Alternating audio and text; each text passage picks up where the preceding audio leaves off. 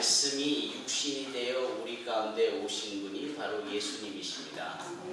성육신, 그 예수님의 인간의 몸을 얻고 오신 이 놀라운 역사는 세상을 창조한 하나님의 지혜요, 하나님의 실체적인 신요 능력인 말씀이 우리와 같은 사람의 성종으로 우리에게 찾아오셨음을 의미합니다.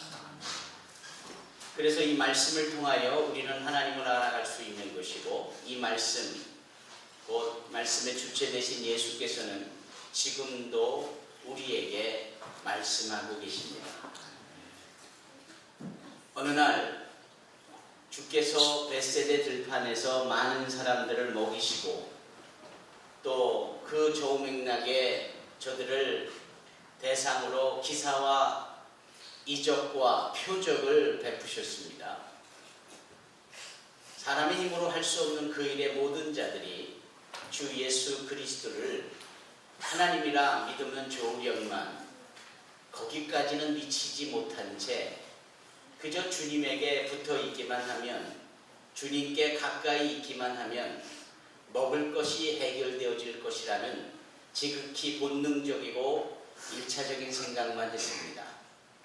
이런 기사와 이적을 베푸시는 이분 앞에 우리가 있다면 어떠한 세상적인 위험 속에서 보호받을 거라고만 생각을 했습니다. 그래서 예수님이 가시는 곳에는 항상 많은 사람들이 인산인해를 이루며 붙쫓았습니다. 주님께서는 그러한 당신을 따라오는 수많은 사람들 앞에 이제 본격적으로 당신이 누구신지에 대하여서 말씀을 합니다. 그리고 본격적으로 앞으로 행할 일들에 대하여서 말씀하시기를, 예루살렘에 올라가 고난을 당하시고 십자가에서 죽음을 당하여 우리의 죄악의 짐을 사하고 라는 말씀을 하십니다. 그리고는 묘하게도 주님은 기사와 이적과 그리고 또 표적들을 더 이상 예전처럼 행하시지 않습니다. 어쩌다 한번 피치 못할 사냥일 것 같은 때에 병든 자를 고쳐주시곤 할 뿐입니다. 따라서 사람들이 이상하게 생각하고 더 이상 예수님께 매력을 못 느낍니다. 이러한 예수를 계속 따르다가는 자기네들도 고난 속에 있을 것에 대하여 인지하면서 하나둘씩 예수님을 떠납니다. 그 예수님을 떠나는 사람들 앞에 예수님께서 돌아보시며 제자들에게 말씀하시기를, 너희도 떠나려느냐 라고 말씀할 때 이 제자들 중에 베드로라는 자가 이렇게 고백합니다. 주여, 생명의 말씀이 여기 있사오니 우리가 어디로 가오리까? 이 베드로의 고백은 그가 장차 베드로 이 마태복음 16장에 그 베드로가 가버나움에서 가이사랴 빌립보에서 소위 예수님의 질문 앞에 주는 그리스도시요 살아계신 하나님의 아들이십니다 라고 행했던 그 위대한 고백에 버금가는 고백입니다. 예수 그리스도를 말씀으로 표현했다라는 거예요. 예수 그리스도를 생명의 말씀으로 선포했다라는 거예요.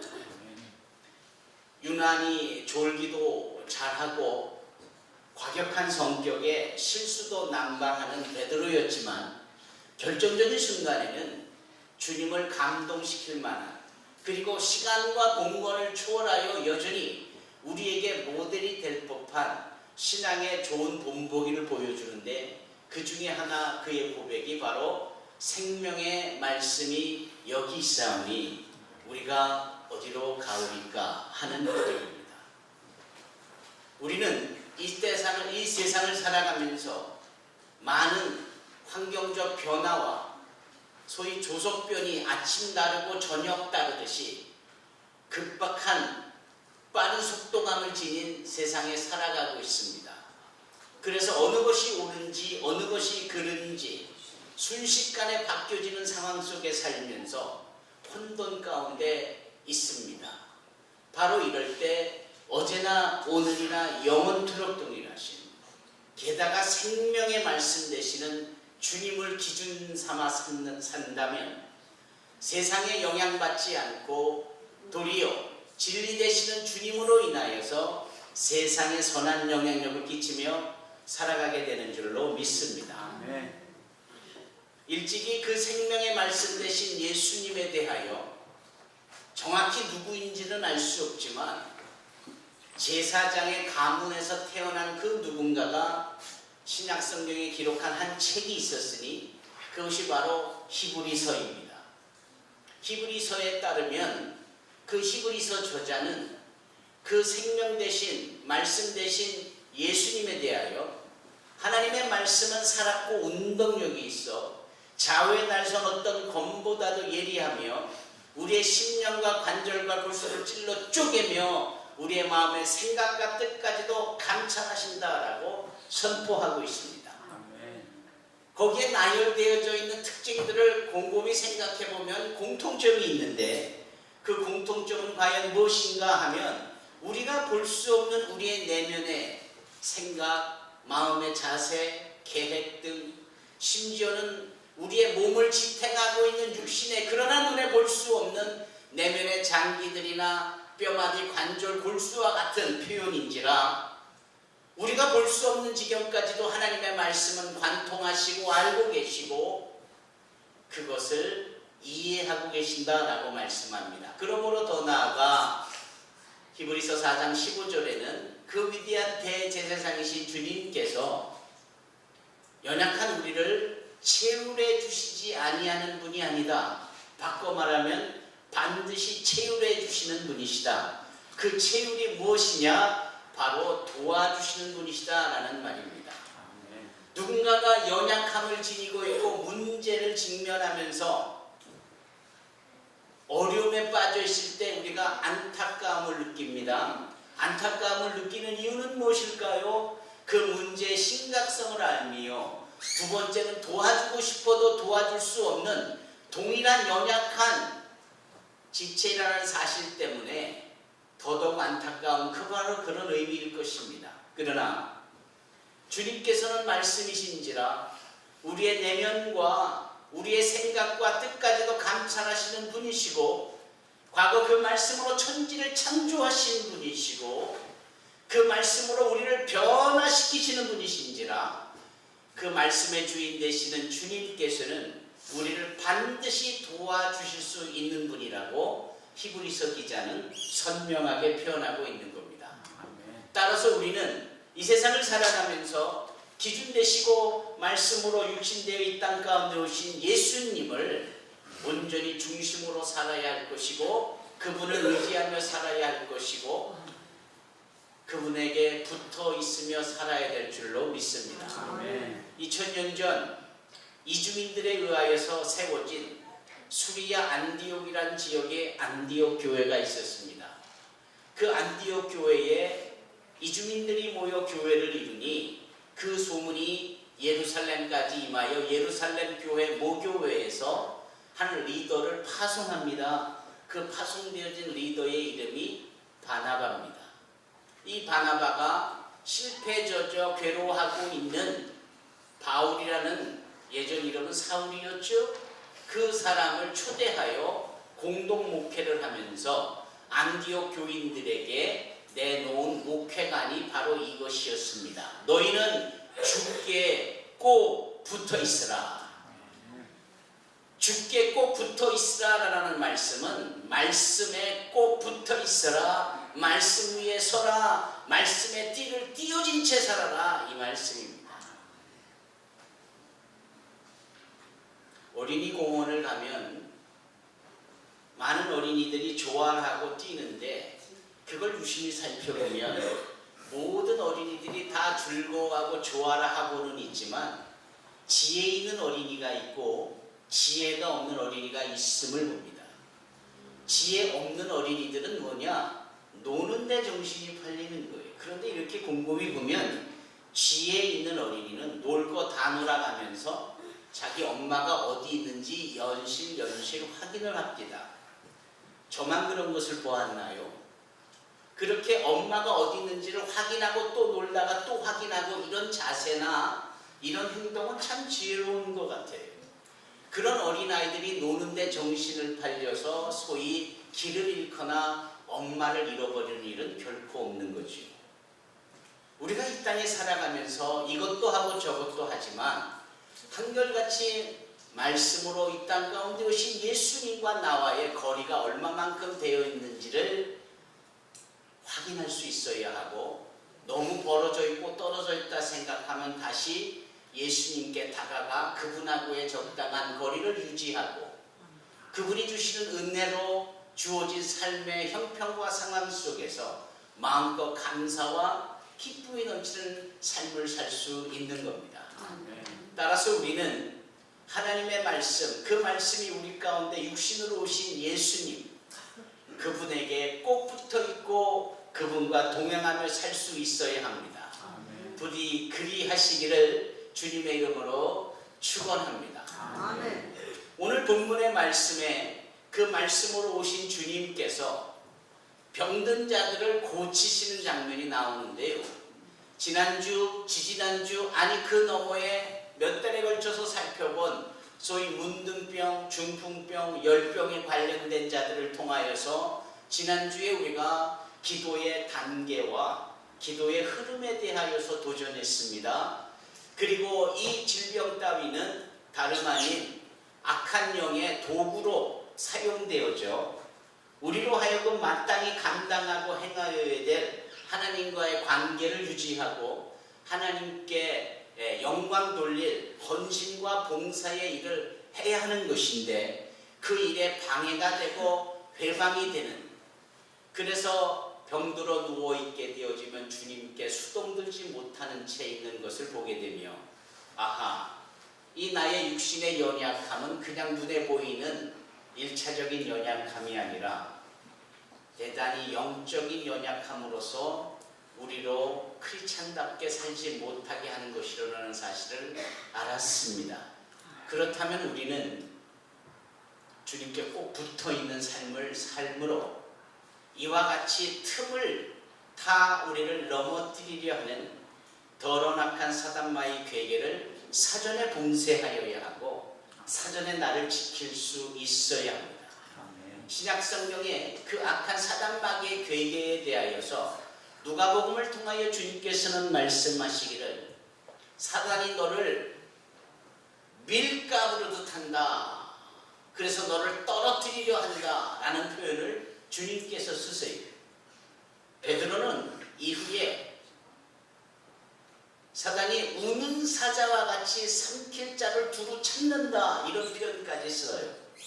그런 걸 보면 아주 실체적으로 우리의 틈을 타서 조금만이라도 허점이 보이면 바로 공격해 들어오는 악한 영 사단 마귀의 괴계가 얼마나 집요하고 또 얼마나 자주 그러한 일들이 우리 가운데 있을 법한지를 우리가 알 수 있습니다.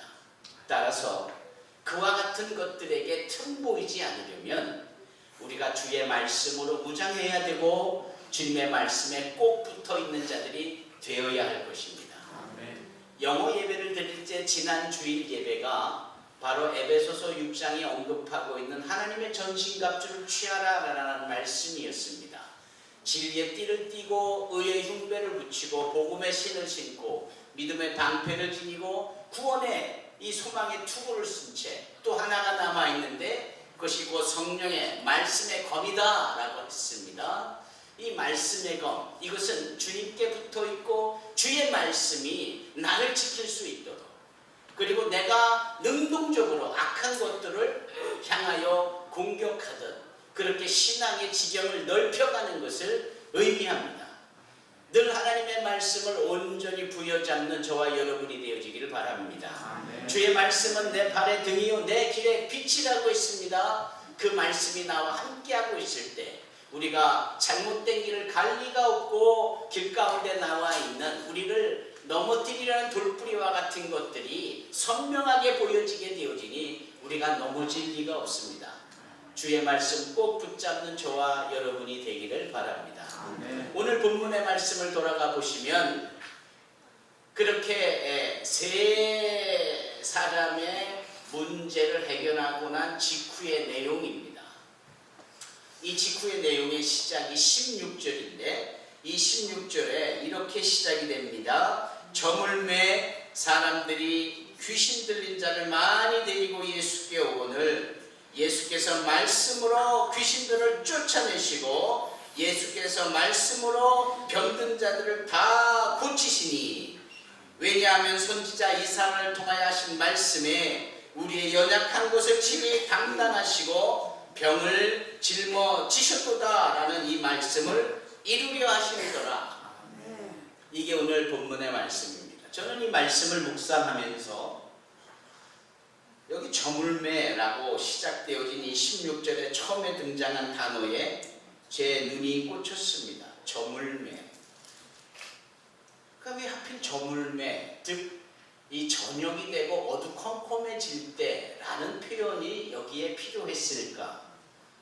사실 젊을 때에 사람들이 많이 몰려오니까 당연히 그 때를 말하기 위함이겠지만 그렇다면 사람들은 왜 벌건 대낮에 좀 더 오기 쉬운 때에 환한 때에 오면 좋을 걸 또 이 저물고 저녁이 되면 예수님도 쉬셔야 하는데 그런 쉬셔야 되는 피곤해하실 주님 앞에 사람들은 왜 저녁에 몰려오고 있는가 하는 궁금증이 있었습니다. 여러분 성경을 읽으면서 이런 궁금증이 있을 때는 어떻게 해결하십니까? 아마도 설교자에게 전화를 해서 묻는 경우는 없는가 봅니다. 왜냐하면 제가 한 번도 그런 전화를 받아본 적이 없으니까. 그렇다면 제가 팁을 드립니다. 이런 궁금한 것이 있으면 이러한 내용에 대하여서 또 다른 복음서에는 어떻게 쓰여져 있는지를 함께 찾아보고 비교해보면 훨씬 이해하기가 쉽게 됩니다. 여러분 이 마태복음 8장에 나온 이 내용이 사실은 마가복음 1장에도 고스란히 있습니다. 그래서 우리가 함께 마가복음 1장을 피므로 그 내용을 확인해 보고자 합니다. 마가복음 1장에 21절부터의 말씀을 제가 읽어보겠습니다.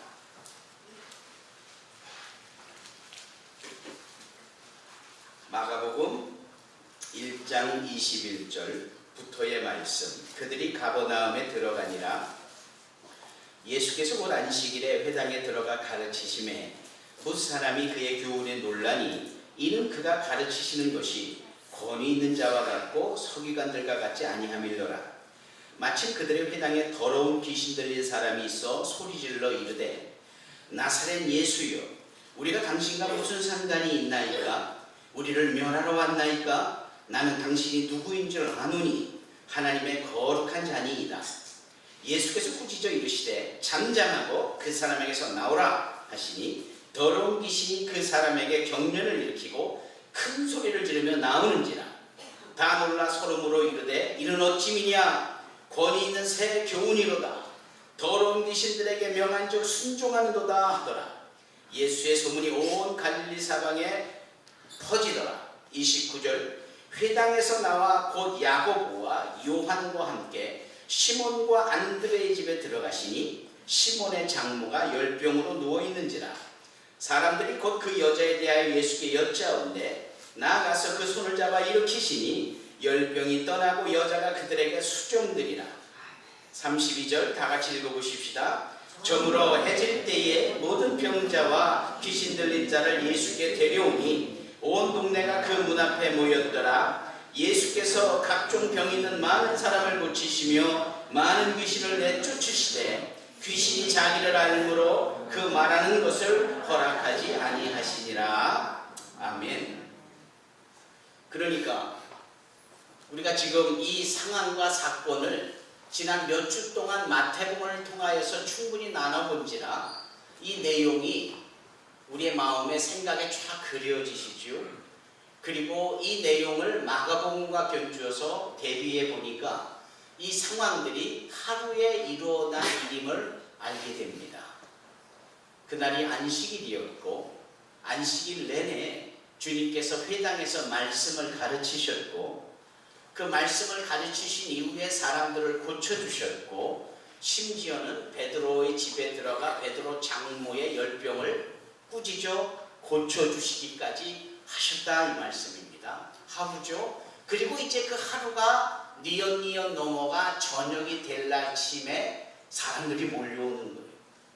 귀신 들린 자들, 병든 자들을 다 데리고 저녁 때 몰려오는 겁니다.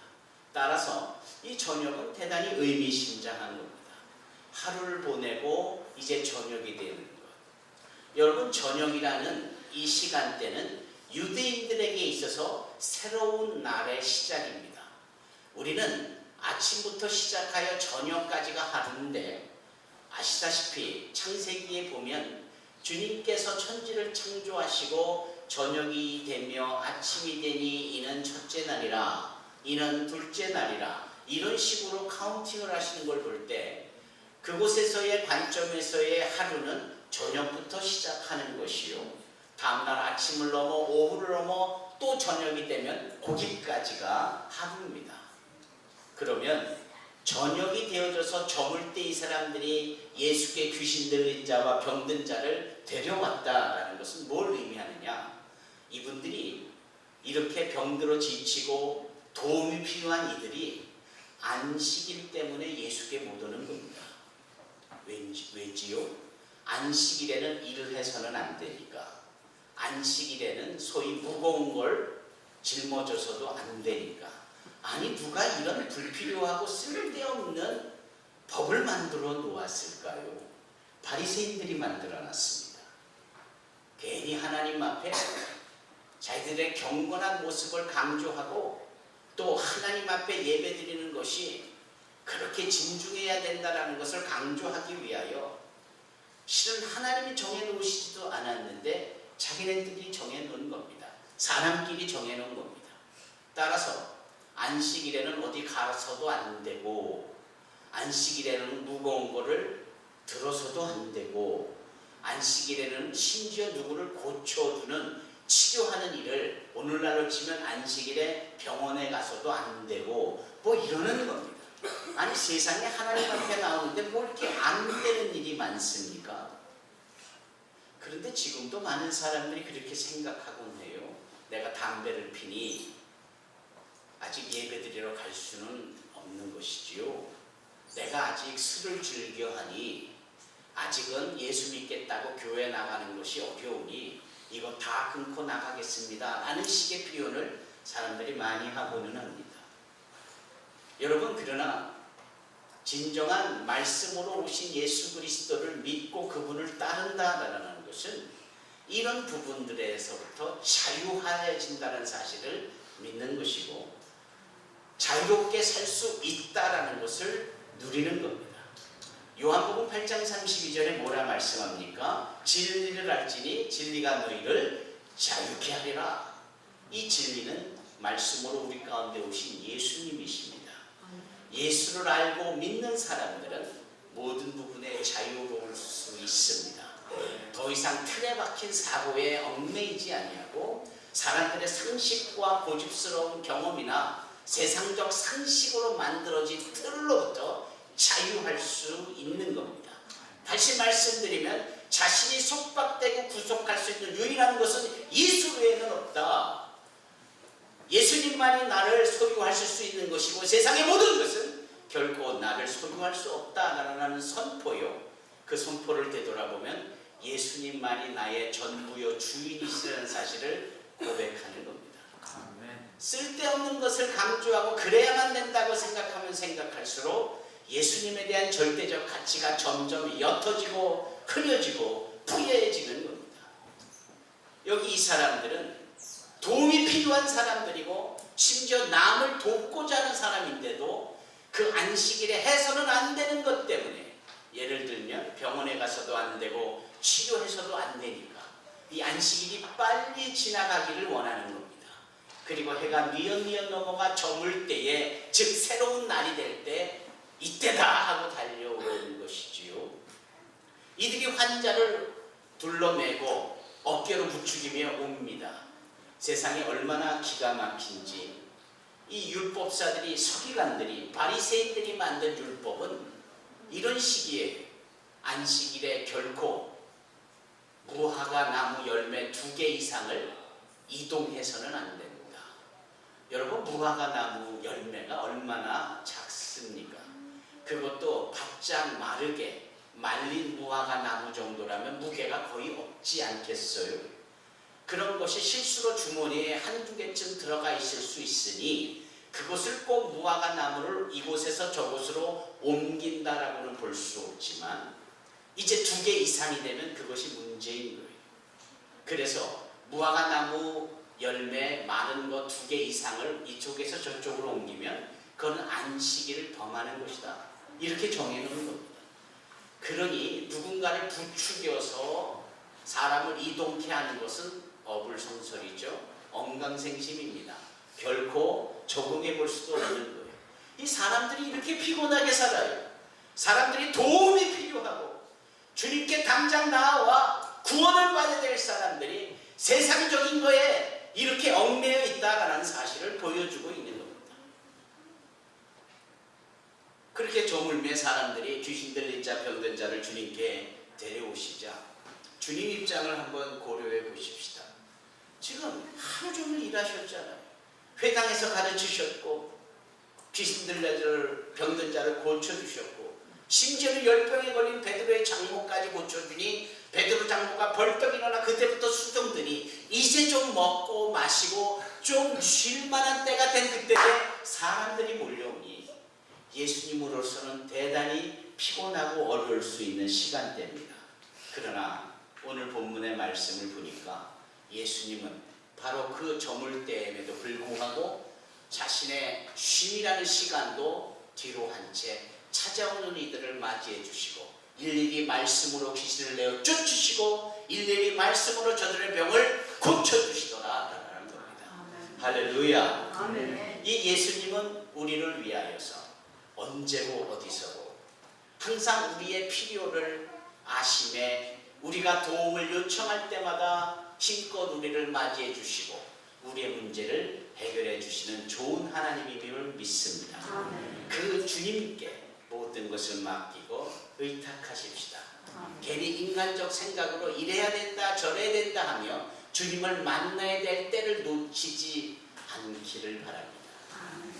여러분, 많은 그러한 부분을 놓치고 있는 사람들이 우리 주변에 있어요. 그런 사람들을 소위 이번 11월 11일에 새생명 축제라는 이름으로 주님께 그들을 초대하고자 하는 것이죠. 이것을 주님께서 보시고 사람들을 만나주시며 말씀으로 창조하셨던 그 창조주 하나님께서 그 말씀으로 올가매고 있는 더러운 악한 귀신을 내어 쫓으시며 우리는 그냥 단순히 허약하고 연약하고 문제라고 여겼던 그것들을 치료해 주시고 해결해 주심으로 하나님 앞에 영적으로 바로 서게 되어지는 일들로 이어지게 될 줄로 믿습니다. 아멘. 주님께서 한 말씀 더 하시지요. 사실은 이 말씀은 주님께서 하신 것이 아니라 성령의 감동이 되어진 이 마태복음의 저자인 마태가 기록하는 겁니다.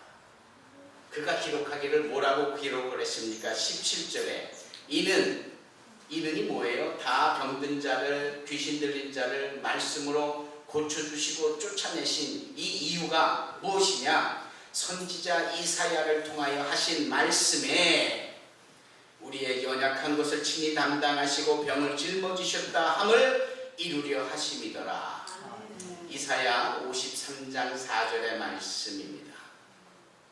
이것을 이루시려고 누가요? 예수님께서.